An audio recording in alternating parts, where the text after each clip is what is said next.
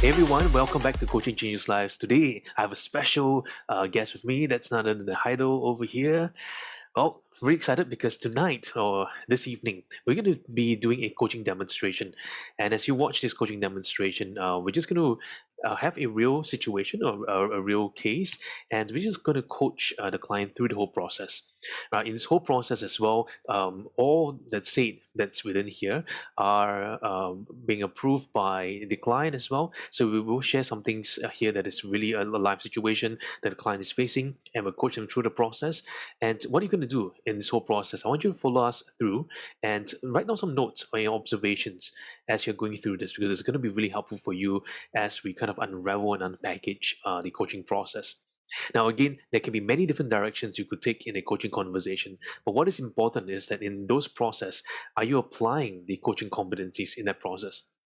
So today, I'm just trying to aim to kind of demonstrate to you where could you apply some of the coaching competencies in the coaching process, and there are many options for which you can take the conversation forward. Now, in the coaching flow conversation, there isn't a perfect flow. There's always that imperfection, but there's the beauty in imperfection. So what we try to do is to be really present, to listen to the client where they want to be and where they want to take the conversation forward. Because ultimately, there's value inherent in the coaching process, and we trust that the client is the best judge of the whole process. So as a coach, I may feel that, wow, my coaching today was really, really good, but the client feels otherwise. Or I may feel that my coaching today is really, really bad, but the client feels otherwise. But what's most important is that we're serving the client to the best of our abilities, being present in this moment, and just really, being with them, right, supporting them in the spirit of self-expression. And so we will then use different coaching interventions to really support the client and have them move forward from where they are and to where they want to be. Okay, so if you're new to our channel, do remember to hit the subscribe button and notification bell to stay tuned with all the latest updates that we have for you. And we also have many other coaching demonstrations. So just check out in our videos, the playlist somewhere down here, right? And do check us out at Coaching Changes Lives. So here we go in today's coaching demonstration. Okay, so Heido, thanks once again for allowing us to share this space with our audience here, those of us who are in the CCL community, as well as our fans on YouTube and our fans from around the world. Yep. Okay, so and also we want to thank you as well that you've allowed us to also record this space for the teaching and educational purpose for all the coaches out there, and really help giving them the benefit to grow and to learn. Yep. Okay. Thanks. Yeah. So tell us what do you have in mind today? Okay. So I had been wanting to have a coaching session with you on this particular topic, because I realized that it is something that has been something I find that it's been an issue for me for a while already, and that is the lack of self-confidence. Okay. Yeah. A lack of self-confidence. Correct. Okay. Okay. Tell me more about this lack of self-confidence that you're facing. So I'm not sure when it started, but I realized that I have been confident in a number of things. Like before this, like maybe before this year, I've been confident in a couple of things. Usually they are contextual, like public speaking, or maybe in writing, and doing coaching in my business, right, running my coaching practice. But only recently, when I'm being put in certain situations, certain unfamiliar or uncertain situations, I find that my confidence has just plummeted. And it's almost like I'm trying to show up at work as confident as I can, but I'm unable to do so, and I don't know why. So there are certain symptoms which so the lack of self-confidence to me is what I think is the root. And the symptoms that I find to be the evidence of it is a number of things. The first thing is probably lack of assertiveness at work. I don't speak up as much as I want to, and I find that I'm not as proactive, or I don't take initiative as much as I personally want to. It's like I want to, but there's something that's holding me back, and I don't know what. Another thing that's very clear to me is there's this fear of making mistakes. and it's causing me to have a very fixed mindset at work. Like when it comes to making mistakes, like I don't propose anything new. I try to stay in my comfort zone. I try to just do what is needed, what is required. And because of that fear of making mistakes, I find that because I don't propose, I also avoid any instances where I may get negative criticism, or I may be questioned, or I may be rejected in any way. So I avoid these kind of circumstances. And another thing that I realized that is also a symptom is I also tend to avoid challenges. So I realized that the current team that I'm working in now, I find that everyone else, at least from my point of view, everyone else has a growth mindset. Everyone else wants to push themselves. They find that yes, they may be struggling in certain areas, but they have that confidence to push on and level up. And when I look at myself, I realize that how come I don't have that kind of confidence? So that lack of confidence is causing me to also compare myself to other people. And I feel like it's not good also, because when I want to improve, I find that even my own teammates, because they may think that I may not be so receptive to feedback. They may think that it might trigger me, or I may be sensitive to it. They would just not share it with me. And that's hindering my growth. And sometimes I can sense that. The people that I work with may not be upfront, or they don't pointedly tell me how I can improve, because they fear that I may not be confident enough to take it. So those are some of the symptoms or rather the evidence that is clear to me, that I think that self-confidence is sort of the common denominator to all these things. Okay. So I'm hearing several issues that you mentioned about the sense of lack of assertiveness, not as proactive, not what you want, not propose anything new, avoid challenges, avoid instances where you can push forward things, and also avoiding sense of growth. So there's a lot of what I'm hearing is a lot of the lack, don't want, so the sense of like moving away from what is it that you really want for yourself? Self-confidence.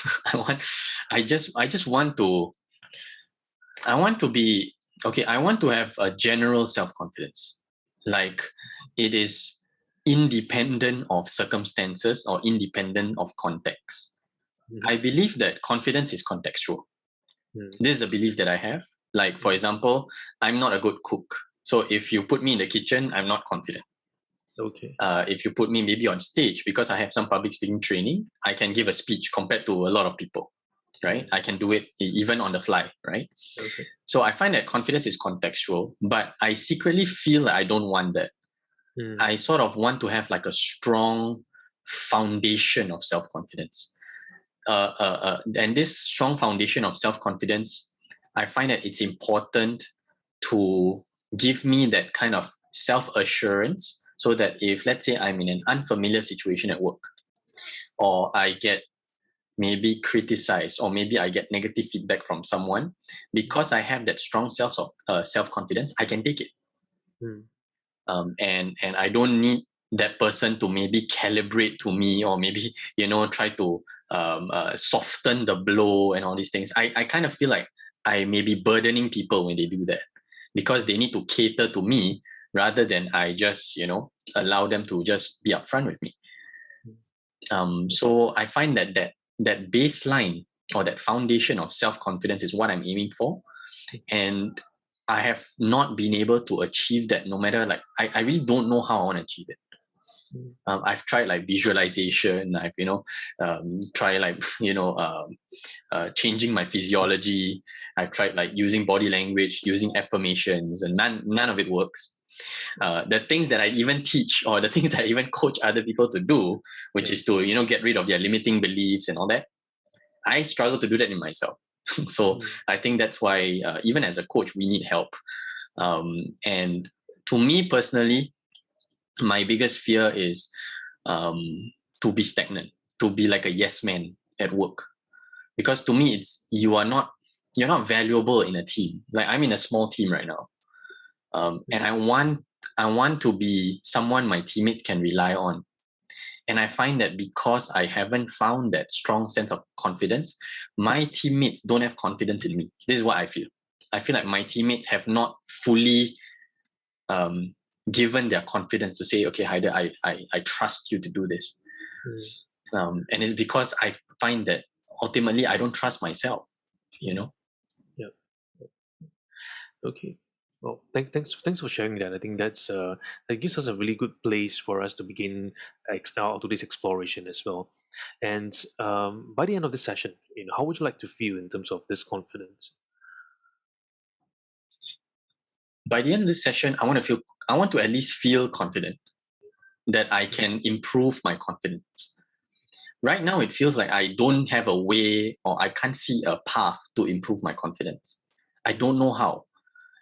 Because it's like, okay, it's like this. It's like if let's say my team or my leader say, okay, how do I do this? Right? And let's say it's an unfamiliar thing that I've never known how to do. I want to be able to just be like, okay, I don't know how to do it. I'm going to find a way. That is the orientation that I want for myself. And currently, if my leader or my teammates do that to me, my instantaneous response will be like, wait, no, wait. Like it will be like, no, I cannot do that. The automatic response is I cannot.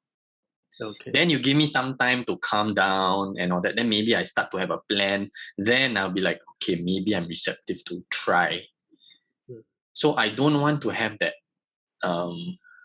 that response. So I think by the end of this session, if we can find a way or even like a plan or come up with a plan for me to gradually improve my self-confidence, I think that would give me that initial boost of confidence that may possibly be the turnaround for me. Because now I find that I'm here and I don't know how to turn up, and I'm just moving like that. And here's the thing, as I go through more and more challenges at work, and let's say I'm being put in certain circumstances, or I may be given certain feedback, I find that each time it happens, my confidence drops a bit. And I don't know, I really want to stop it from dropping. And that's where I find that this coaching session with you is very important, because I want to stop my confidence from falling and start building that base, that I can stand on in a way. Yeah, I think that's a really important topic that you just mentioned. How this confidence really ties in with a lot of the areas of your work, and also not just your work, but also who you are in the process. And this is becoming something really relevant for you. So what I hear is that by the end of the session, you would like to at least have a way, to plan towards feeling confident and that you can improve your confidence, and that's actually a really good step forward. And where are you right now in terms of exploring some of these ways to feel a little bit more confident? So I find that currently, whenever I am going through a difficult time where I believe confidence would have helped, I'm not showing up confidently. And because I don't show up confidently, after that incident happens, I will tend to retreat. I retreat into my shell in a way, which is something, it's sort of a coping mechanism that I have. I retreat into my shell, my fortress of solitude, and I put up walls around me. And when I do that, what I will do is either I would reflect, and I would journal. I would write down my thoughts, I would express myself, and I would feel better after that. Okay. So I would feel better to go back to work or to get back on the horse, so to speak. But I find that my confidence has not improved, If any, maybe it's diminished a little bit. It's just that it's what I have currently is a coping mechanism. I know how to recover from setbacks, but I don't know how to find a way to respond better to setbacks. I think that's the distinction here. Okay, you mentioned earlier about that sense of when you face such situation, you will go into the shell and and that's when you kind of do your reflection to feel better. But this sense of feeling better, it's kind of different from feeling confident Correct. when you go into that shower. And you also mentioned that the sense of going to the shower actually caused you to lower a little bit of that confidence. Mm. Yeah, and so I'm just curious because you mentioned earlier as well that confidence still seem to stay the same, but when you go into the shower, it seems to have deep a little. Mm. So has it been deeping for you, or has it reached to a certain place where it can no longer deep any further, or is there something else? Okay, so the way I feel, um, the way I see it is, for example, okay, I can give you a metaphor. I think if, let's say, I go through a difficult situation at work, maybe let's say I had a struggle at work. Maybe I felt like I was being shot down. This is my own filters, right? I felt I was being shot down, or I was being questioned in a way. Yeah. Um, if I was confident, probably I would, I would take it, I would receive it, accept it, and not let not let it take me personally. Um, but currently, how it feels like is that struggle leaves a mark, like it leaves a scar. Okay, so when I go back and I retreat, I treat the wound. I put a bandage on it, but the scar is still there. And Mm. as I go through more and more of such things, there's more and more scars. Right? So now I want to stop having that, thin skin. I want to stop having so many. Now I see a lot of scars on my arm already. Then like no more place on my body for scars. So what I want to develop is like a bulletproof skin. And and I don't know how to do it because this is the skin that I grew up in. No. I don't know how to develop that thick skin. Do I need to like go through more of such, you know, tough things? Do I need to toughen up in a way? How do I even toughen up? Yeah. I don't know how to be mentally tough and take in all these things. And I also sort of find the irony or the humor in, like, I'm a millennial, and then people say, oh, millennials are sensitive. They cannot take it. Yeah. Compared to the older generations, they are very soft. They kena a bit, then and then they want to quit, and then they complain, and they. So when I start to see that, it almost become a self-fulfilling prophecy for me. Mm. And it's like, is it because I'm soft? Is it because I'm part of the strawberry generation? That's why, because I'm soft. But it does not help me grow, you see, by having that limited mindset. Yeah. I find that there's hope that I can develop that. I can strengthen my confidence. Mm. I just don't know how. I believe you can, and you also mentioned that this sense of feeling that there's the scar that happens every time there's a struggle, and you also mentioned the sense of that your skin becomes thin as well. Uh, but what happens when you actually have a scar? Does the skin really become thin, or does the skin toughen up?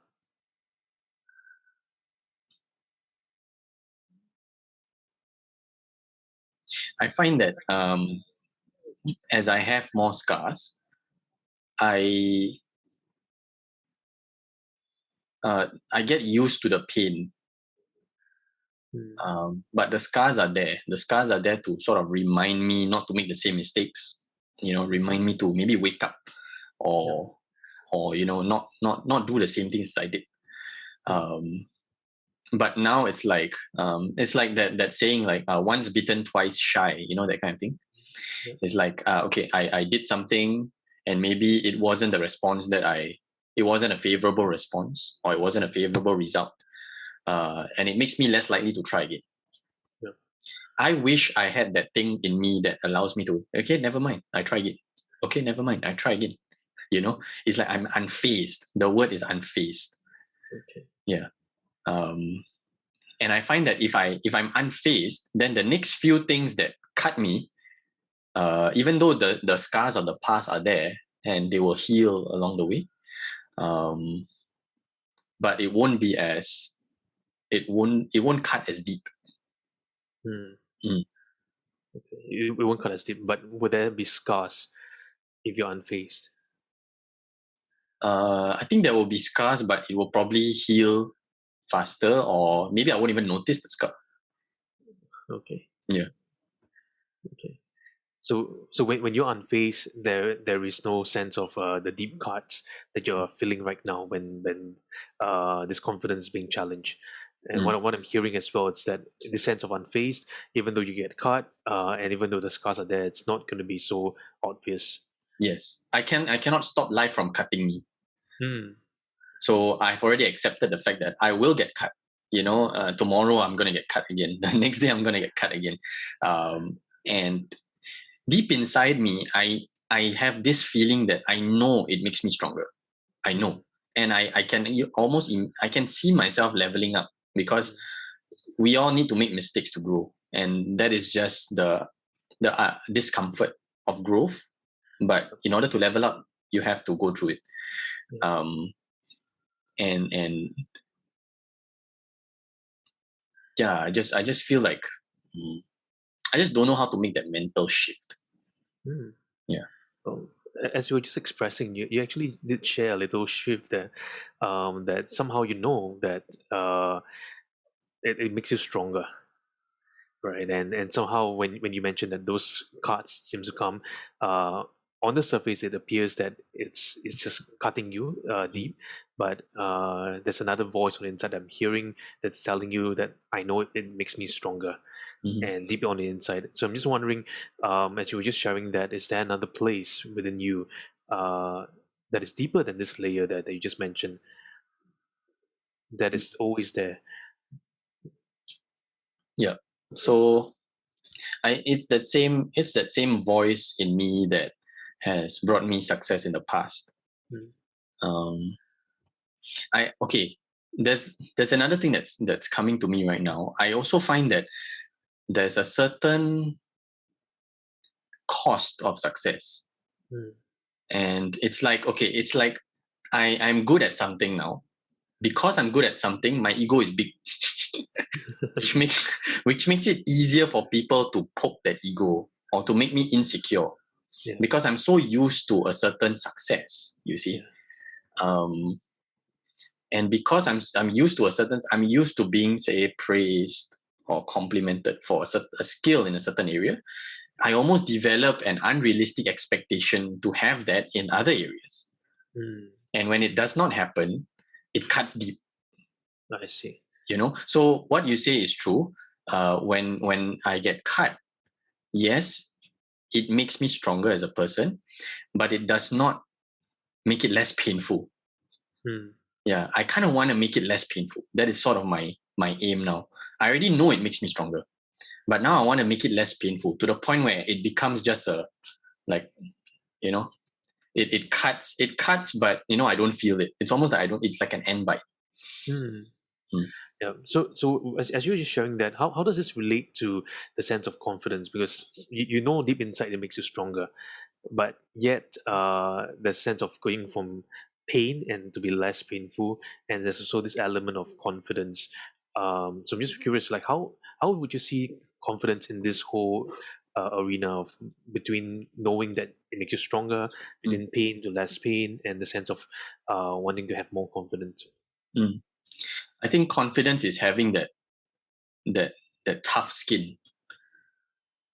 Yeah, that tough skin, whereby, yeah, you get cut, and the you can see the scar, but you don't feel the pain. To me, that is the magic. And I want to sort of develop myself to reach that level, to Mm. be able to take the take the punches. So just to share, I'm also, and I take up boxing also as a hobby. And Mm. I realized that even this lack of self-confidence, it's manifesting in even my fighting style. so so like I've taken martial arts in the past as well, and I realized that for me personally, because I'm generally skinny, I'm fast on my feet, I'm more evasive, right? I don't go in and engage. In fact, I wait for the opponent to strike me, and I dodge, then I keep him at bay. And it's almost like it's a metaphor for how I respond to obstacles in life, to the point where I keep them at bay. I don't let them hurt me, because I don't want to get knocked out, and Mm. I want to And here's the thing, there's a benefit to that. The benefit is I don't get hurt. I don't get hurt. So it's not a very fun way to fight, but it gets the job done, and it keeps me safe. It keeps me safe. Okay. Yeah. So now I want to develop that, that grit, to be able to move in and, to just strike, and you get punched, never mind, you take it, you take it like a man. Yeah. And if you take it like a man, will you feel safe as well? If I take it like a man, safety is out of the question. Yeah, like it won't even be a factor. Like not safe, but that's part of the game. And you roll with the punches, but you can also give a few back. That kind of mentality. You don't have to sit and take it. Yeah. To me, that is confidence. Confidence also. Just now I mentioned to you about assertiveness, whereby I believe that someone who is confident can speak up. If let's say they are being criticized or being questioned and all that, they can speak up and they can challenge that, and they don't have to just take it. Yeah. And what will happen if you have this confidence where you, rather than being evasive, you're able to do that hook and punch and like stepping in? What will happen to? Would that be a cause of confidence, like what happened to the cause of success that you mentioned earlier? No, it will boost it. Yeah, like okay. So going back to the metaphor of the boxing, my coach actually helped me to he understands that that's my usual style, but he says in order for you to build your confidence, you move in. You move in, you get punched. It's okay, right? So even with the headgear, I would know what it feels like to get punched, and after a while, I realized that I don't get rocked as much. I just grit my teeth and I go in. Yeah. And is it painful when you get punched by, being attacked on as compared to being evasive? It's painful, but I also know that I can unleash the same pain on the person. Okay. Yeah. Okay. Yeah. And when that happens, how does that make the pain feel for you? The pain is justified. Okay. Yeah. It justifies the pain. Yeah. Is it okay if I share with you some some of my thoughts so far? Yeah, go ahead. Yeah. So what I'm hearing is a few things and a few elements that's arising here. One, it's that you mentioned earlier that the cause of success is that the ego may rise, and you want to have a sense of less pain when you are facing some of these things head on. But what we're hearing here as well is that this pain, it's actually okay to face the pain. In fact, the pain actually increases because you're facing it head on. But it doesn't feel as bad because the pain is justified. So what I'm hearing is that that it appears that maybe it's not about reducing the pain. Maybe it's about finding that the reason to take on that pain, because that pain there becomes something that allows you to move forward rather than for you to be a little bit more invasive. I'm not sure this makes any sense. Yeah, it clicks. Yeah, it does click to me. Whereby I realize that if I use that metaphor, let's say at work, I've been evasive. So let's say if I were to use how I've overcome that in let's say in boxing, then probably at work it's to engage more, like move forward, like move forward and strike first, strike hard, like Cobra Kai. No mercy, right? Yeah. So yeah, I find that yeah, it does make sense. Yeah. It's just that the gap right now is I don't know how much that metaphor can totally click, because like at work it's not really a clash or like a confrontation. In fact, yeah, sometimes you have conflicts and all that, but it's not a situation whereby I'm fighting against the thing that triggers me or the thing that just struggles. So I'm where I'm having problem is to sort of know how it ties in together. Yeah. Okay. And at work, what's the conflict, or who's the conflict with? Is it more with the situation, the people, or what I'm hearing as well as you're just sharing, or is it more of a conflict within yourself? That's the conflict that you're facing here, or is it something else? I find that if I have the confidence, it's never about the people. Mm, The people are never the problem. Like the person who triggers me, or the situation that limits me or triggers me, um, that makes me feel not confident. That is not the problem. The problem is always the way I approach it. mm, Um, and I need to be able to see my work situation as a fight that I can win. mm, As a place where I want to engage and I want to move forward, mm, and I am fearless to strike first. mm. You know, um, if I could do that, then I think that that would be the mental shift. Then after that will be okay, the action plan. How am I going to implement that? Yeah. So if you say that the problem, it was the way you approach it, that's the problem. So who has control here over the way you approach the problem? I always know that it's me. Yeah. Yeah. To the point where sometimes I use that as an excuse. Like, you are the problem. You are the problem. Like, I tell myself that you are the problem, right? It's never the person. It's always you. Then when I'm like, okay, it's always me, then I don't know what to do. Like, if it was somebody else, at least I have a skill. I can blame someone. Yeah. It's not my problem. I blame that person is an ass, But if it's me, then I'm the ass. And then now, because I'm the ass, I don't know what to do.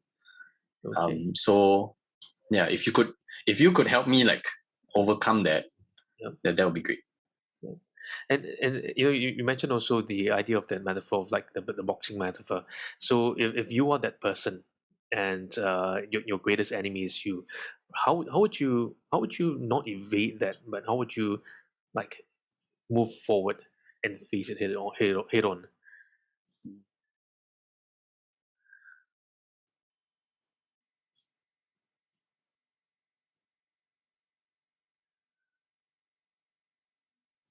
I'm not sure. In the past, I have tried I've tried reminders. Mm-hmm. Like I put up on my wallpaper, or I put up like a quote, right? Your greatest enemy is yourself, something like that. Like a cheesy quote. Cheesy quotes, after a while they lose their steam. After a while, you look at them, after a while they don't have any impact on you anymore. Yeah. They remind you, yes, at the start. So other than that, I don't really know how to mentally condition myself to be confident. Yeah. Yeah, I'm not sure how to start also. This sense of mentally conditioning yourself to be confident, and the sense of facing yourself, like facing yourself because you feel that that's the problem is the way you approach it. Where does confidence stand in this whole area? I'm not sure. Could you rephrase your question? Yeah. So you mentioned several times about this idea that okay, it has to do with the lack of confidence. It has to do. It has the reason I cannot face it head on is because of the sense of confidence. If I have confidence, then all this thing will happen. So if right now you have the confidence that you need to face all this problem, what will happen when you're facing yourself?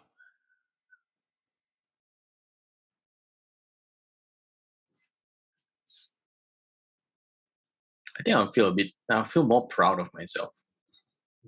Um, and the first thing I would sort of think of is that I'm capable. If let's say I don't know how to do it, the first thing I probably think of is my own internal resources. Like, yeah, I probably will lose the fight, but that doesn't mean I don't step in the ring. Okay, now I need to get myself in the ring first. Whatever happens, happens, right? And I sort of need to like promise myself that, you know what, it's a fight. I would do my best. I would swing, and I will have guts. And if I get knocked down, I will stand back up. I don't care. Right? The opponent really needs to knock me out. Like in Singapore, rabak in Singapore terms, in Singlish, like he needs to beat the crap out of me. Yeah. Then he can take me out. So until he does that, I'm not gonna sit. I'm not gonna take it lying down. I'm gonna strike back. Yeah. Do you sense a shift? Yeah, there is a little difference. I feel it. Yeah. Yeah. What is happening? Because I'm seeing that you have some visualizations within within your mind. What's happening for you? I'm visualizing winning the fight. I'm visualizing losing the fight, but winning with the audience. Like recently, I just watched an MMA fight whereby there was this hot young prospect who's undefeated and a last minute replacement opponent. And this last minute replacement opponent, it has no record to the point where they put their faces on the match card, right? He doesn't even have a face. It's like the template face. Yeah. Right. So what ended up happening was this guy who's the knockout artist, he's undefeated record. He broke the record for the most strikes to this guy, to the underdog. And this underdog just kept moving forward. He just wouldn't go down. And what ended up happening was the underdog was rewarded a performance bonus, 75K, because it was a very entertaining experience for the whole crowd. And his stock went up instead of going. So he took a loss, but his stock went up and he became famous for that. So it sort of reminded me of that analogy. Yeah. Yeah. So what I'm hearing is that even if it seems that you're losing, but there's always a win, even in the loss. Yeah, it's like it's like you become the people's champion. Like the person who won the championship, but he became the people's champion, even though he lost. It's kind of like a Rocky thing. Yeah. So how when you think about your situations, when you feel that it might be a loss, when you feel that it might be a pain, how would you turn it around to make it like a gain?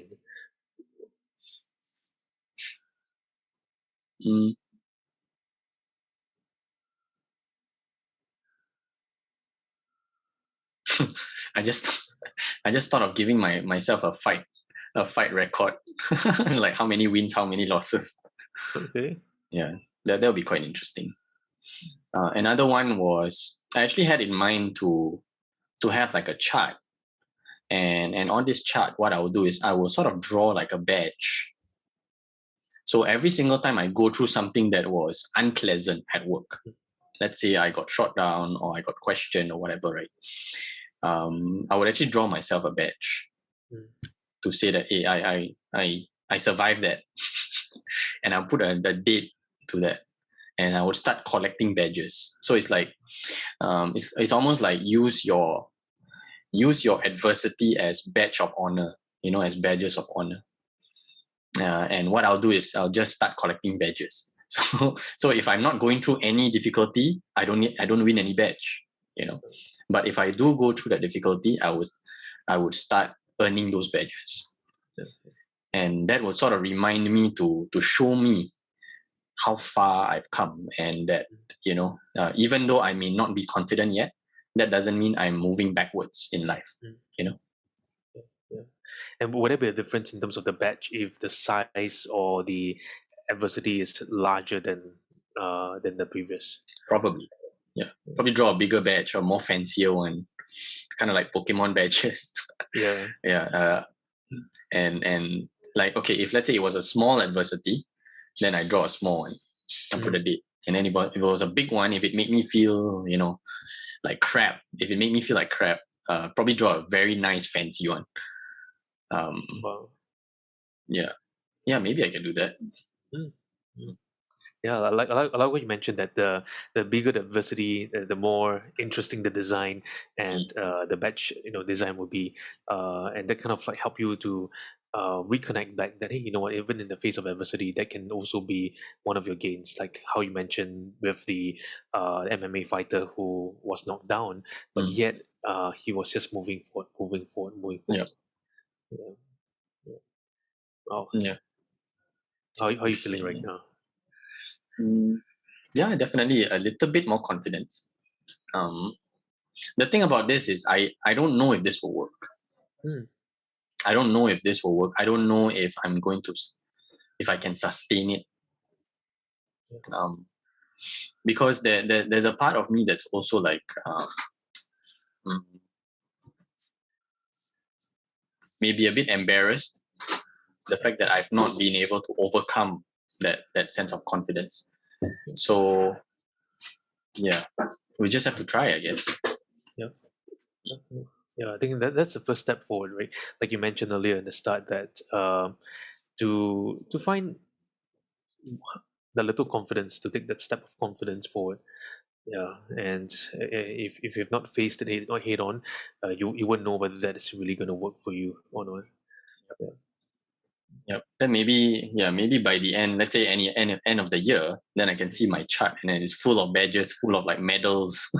It's like medals of honor on the on the army. Yeah, Yeah. yeah, Yeah. That would be interesting. Yeah. yeah. So let's do a little circle back from where we started off today, and we started off today wanting to explore the sense of a lack of self confidence, and in particular, you mentioned a little bit about how there's several areas of lack that you're facing, and you want to gain that better self confidence, and you like to feel that you can improve your confidence by the end of the session, and at least see a way or so to figure that, to take that step forward, to feel a little confident that you can improve your confidence. So where are we right now in terms of the exploration? I think we found a way, for at least for me, to reframe my mind to think about the challenges that happen. Mm. Like instead of scars, now I see them as badges. That I think that's a big symbolic shift. Yep. Whether it will actually make me more proactive at work, whether it will make me step up, whether it will make me more receptive to feedback, Mm. I don't know that yet.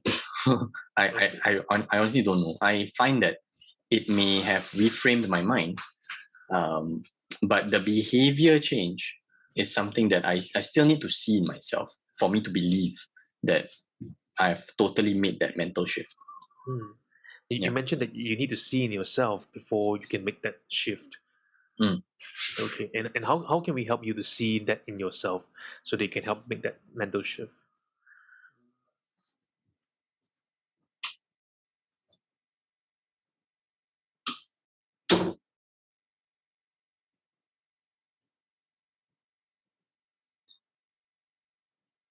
Probably I can track if let's say um, I did something I was proud of. Maybe maybe it can be even a small thing like ask a question, or it could be a simple thing as maybe I faced some setback and I handled it well. Um, maybe I should also give myself a badge for that. Yes. Yeah. Yeah, maybe. Mm-hmm. Maybe. So what I'm thinking is maybe like I have two sides, Mm-hmm. right? One is the confidence badge, and one is like the toughness badge. Okay. So the toughness badge is every single time I got hit or maybe I lost, right? I give myself a badge, Mm. right? And then for the confidence one, every time I do something good or do something that was confident that I perceive as, hey, that was a confident thing you did.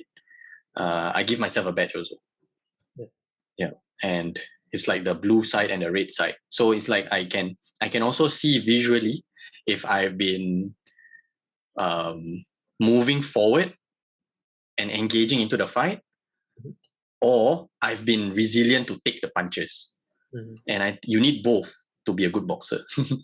Yeah. Yeah. How are you feeling when you're visualizing these two, the red and the blue badge? I can see the badges. You can see the I badges. can see the Oh, badges. Yeah. And okay. I think it's very interesting because right now I'm visualizing myself having a lot of badges Yep. and feeling the sense of pride that is like, yeah, it's like after a while those struggles that you face, you don't think about them anymore. They just become part of you. They just become memories. But the badges remain. The badges are the ones that, yes, you give to yourself, but it's a form of you validating yourself. So to the point where you don't need to seek other people to give you that confidence. That you can give yourself confidence by recognizing acts of bravery or acts of toughness in that sense. Yeah. Yeah, it's powerful. Yeah, I can share with you once I start.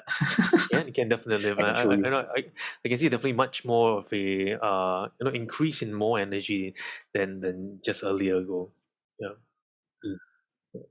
And in fact, there's one other thing that I was as you were sharing, I was hearing this word about earlier. You mentioned the sense of the confidence and the sense of independent, right? Where you say, okay, that confidence is contextual confidence, but you want it to kind of be independent, so that it doesn't depend on the context. Then you have confidence or no confidence, but it's independent, so that rather than the context influencing your confidence is influencing your context.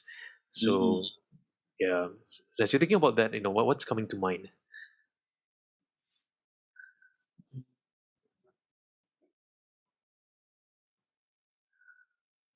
I think for once I can sort of see how like a path forward, and I think that's what we intended in the beginning. Yeah, so I didn't have doubt. I knew that I would, I would get this result by the end. Talking to you, I believe in coaching. There's confidence over there, right? It is.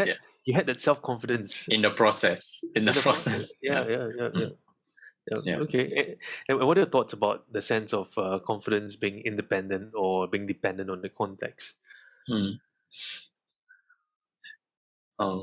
will be a big step. It will be a big step forward, because I think it will be a different era in my life.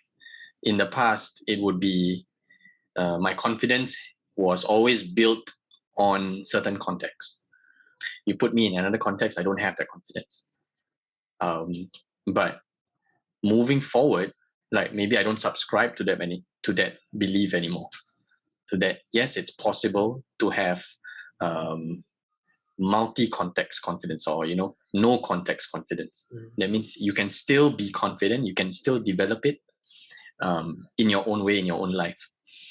One of the things that has also sort of limited me is that I kind of feel like there are certain people who, because they are lucky to be in certain situations, they have more confidence. Example is like, let's say in the military, if let's say you are deployed, overseas, and you actually have to fight wars, you have to go through real hardship. So the kind of confidence you develop once you come back is different, because it's battle hardened people in a way. Like people like firefighters, or special ops police, right? Their confidence is real, and I've always seen that as like, wow, I wish I'm like that. Like, I want the confidence without going through the training. Yeah. So I've always believed that, well, if you are a fighter, or if you are really brave, I wish I had that kind. But because I'm not in that circumstances, or I'm not in that context, I don't know. I find that I'm at a disadvantage, because I cannot, I'm not willing to put myself through that. Yeah. But I think now when you talk about independence versus independence, I would be finding a way to develop confidence within my own context, because I think that is ultimately what I can control, and what I have influence over. And I think that is that is probably the most important thing. Great. And what are you learning about yourself in this whole process? There's hope. There's hope. Yeah. There's hope. But I'm worried that I might forget. I'm worried that I might go back to that version of me that is fearful, insecure, not confident. Yeah. Let's talk about that. So, what do you think could happen if you fall back, and then this worry that you might go back? What can we do to practically prevent that from falling back? Mm, I need check-ins. Like, I need to have conversations with people who are aware of what I want for myself, like are aware of my intention to build my confidence, um, Mm, like yourself and like the people who I work with. And I think it's something that I think it's necessary, because even though I find that even I think you mentioned before, these are states, right? mm, Like, I'm in a confident state now, but tomorrow when I send the email wrongly, or mm. or I miss something out, then it's like like that. Yeah. So even if you miss something out, remember earlier you mentioned about that blue and red badges. Mm. How could you use that to kind of support you, even if things don't go the way it should, you fall back into the lack of confidence.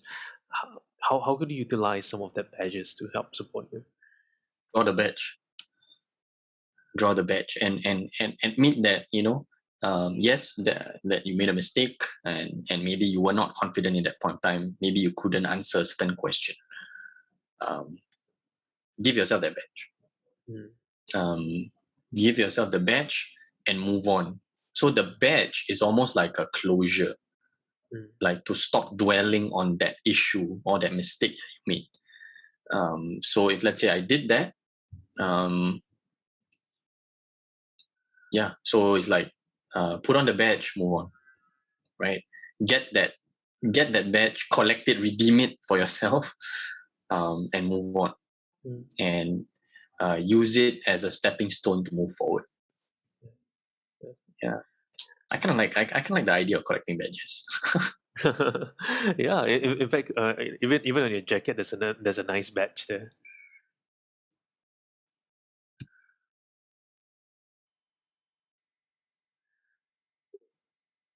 Yeah. Are we back? Yeah, we're back. Yes, Okay. you're back. Yeah, no, I was just mentioning that when you mentioned that you kind of like the idea of collecting badges, I was thinking that even on your jacket there is the badge. Yeah, Yeah, the team badge. the team badge. Yeah, Yeah. really nice, really nice. I love what has happened for you over the last several minutes. And as you think about this, what additional resources that could really help support you in this whole process? I need my team. Okay, I need the support of my team to help me in this journey. and what Um, what would you like them to do with you? um, I believe that uh, one-to-one conversations are really really good, and very supportive for me. Like, even right now when we are having it, immediately I'm already starting to see certain shifts in myself, certain ways of changing my perspective on things.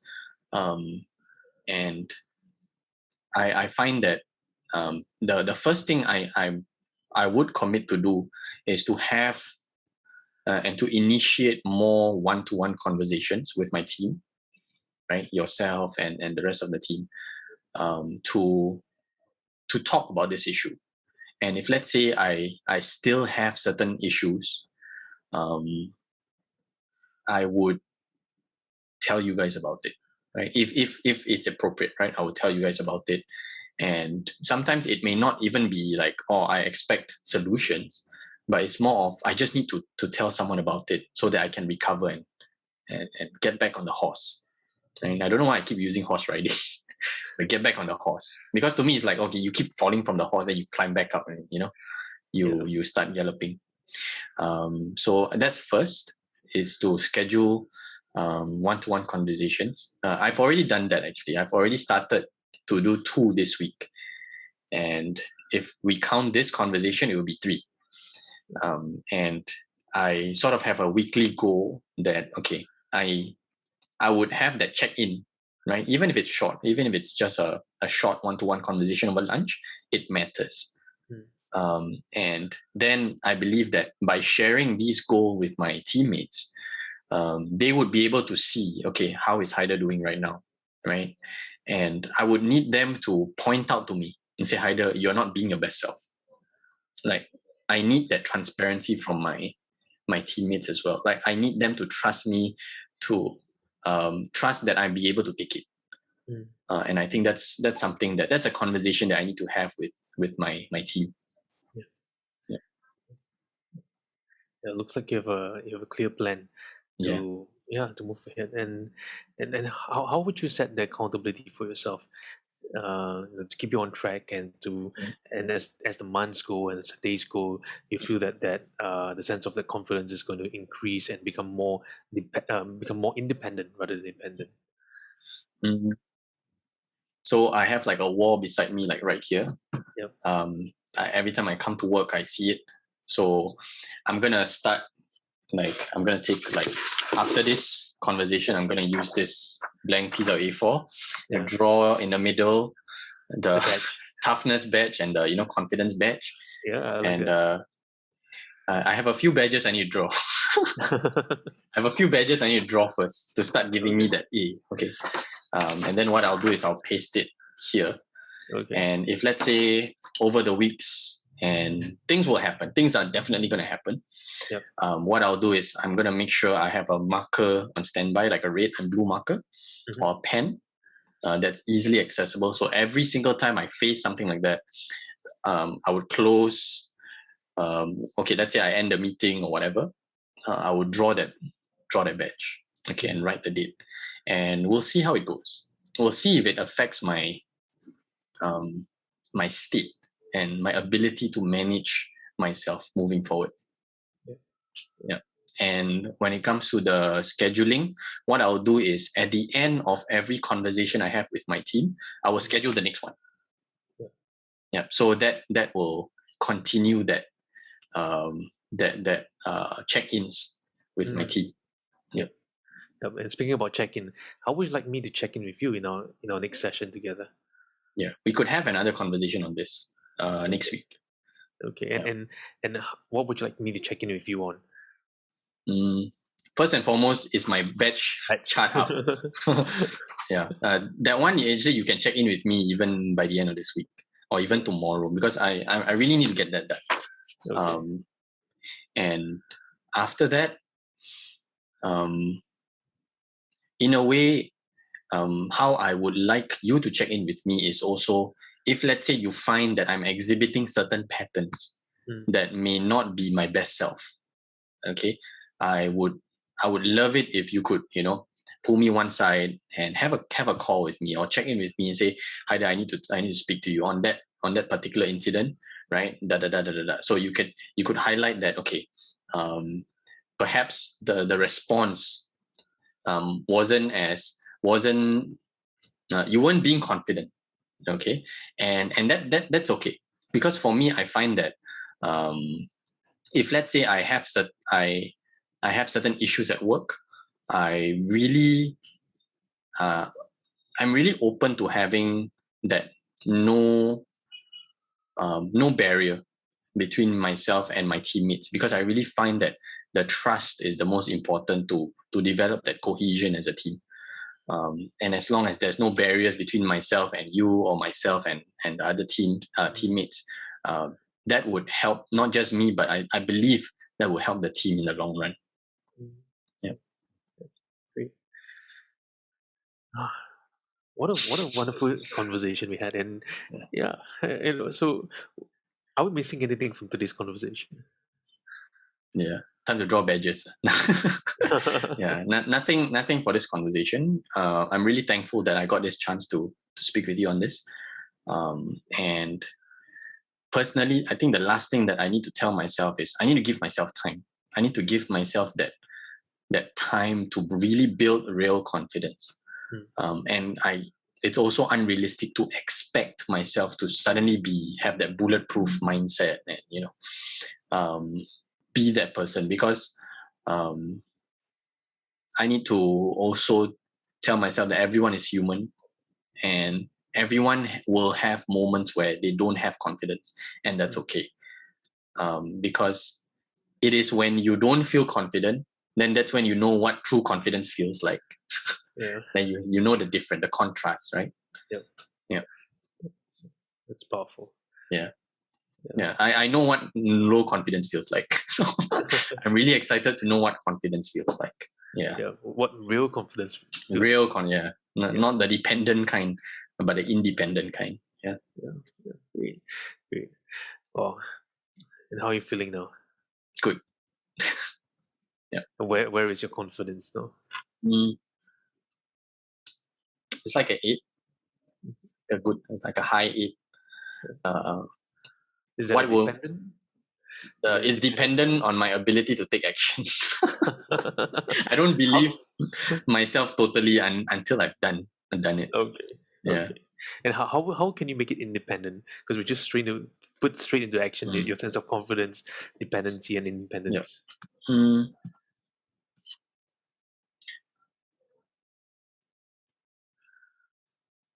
When confidence is a choice, right? So, like, okay, I choose to be confident. I choose to be confident. I may not have done anything yet, Yeah. but I choose to be that right now. Yeah. And if I could just have that like little ritual, like, okay, today I'm gonna choose to be confident no matter what. Crap is gonna happen, right? But you know what? I'll be confident. I will be confident and move in. Engage, get into the fight, get hit, get out. Win your medal, get out, and then tomorrow step back into the ring. Mm, mm. And if you can choose to be confident, where would that 8 be?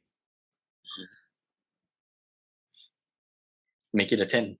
Like, make it a 10 until you get hit, and then you find a way back to raise it back to a 10. Yeah. Yeah. That would be cool if 10 was like your default. It's like you would go out and start talking to strangers and And you have ask you have for the discounts. power. Yeah, you have the power within you, because you just mentioned that you can choose to be confident, you can choose to be an 8, you can choose to be a 10, which becomes independent from the dependency of whether you've done it or not done it, because you have chosen to be that way. And I think it kind of reminds me of that story you mentioned about the MMA fighter. He knows he's Yeah. going to lose, but yet he chose to just step in. Yeah. To the point where he knows he can't win. Yeah. The skill differential is too high. Yeah. To the point where he says, no matter what, I'm just gonna swing. And he did it. He just kept walking forward, and he became a star after that. Wow. Wonderful.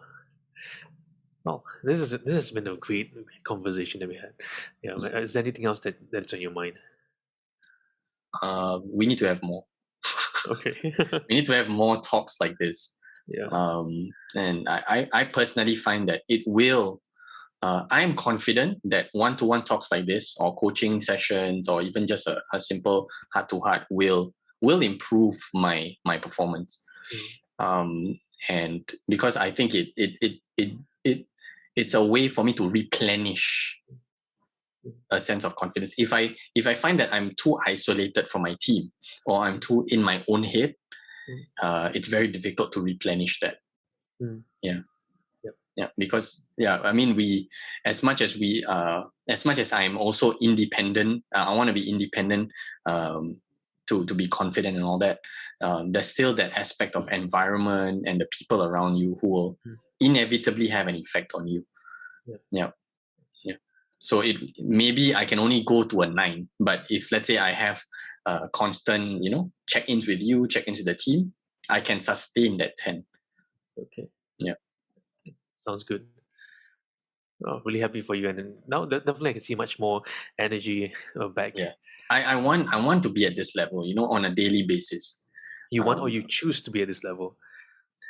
I will choose to be at this level. Yeah. Until no until I will just choose. Yeah. I will choose to be at this level and ensure that I win and I get some badge. Yeah. Yeah. Probably keep drawing badges until I can't fit anymore. Yeah. Then I'll put it on the wall here. Yeah, it reminds me, because I know that you love Pokemon as well, and it reminds me of Ash voice. I choose you. Yeah, like Yeah, confidence, I choose you. confidence is my Pikachu, right? Yeah, it's like your Yeah. Pikachu. Yeah, when confidence becomes your Pikachu, I think that is really powerful. Sounds like a book. Yeah, sounds like the upcoming book. Yeah. All right, right. So thanks so much for this conversation today. I think Thanks so much. Yep.